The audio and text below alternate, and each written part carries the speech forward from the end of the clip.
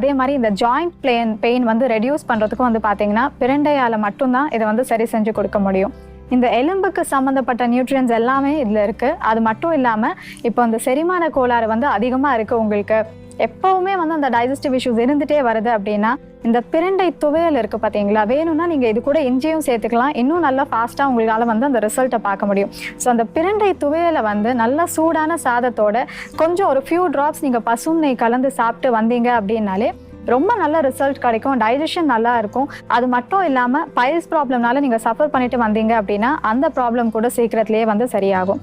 இது மட்டும் இல்லாமல் இப்போ உடலில் வந்து இந்த கெட்ட கொழுப்பு நிறையா தங்குது இல்லையா, குறிப்பாக வந்து இந்த ரத்தத்தில் வந்து உங்களுக்கு இந்த கொலஸ்ட்ரால் டெபாசிட்ஸ் வந்து ஆகக்கூடாது. ஸோ அந்த மாதிரி சேர ஆரம்பிச்சது அப்படின்னா ஹார்ட் டிசீஸ், ஸ்ட்ரோக் வரதுக்கான ரிஸ்க் வந்து ரொம்ப அதிகம்.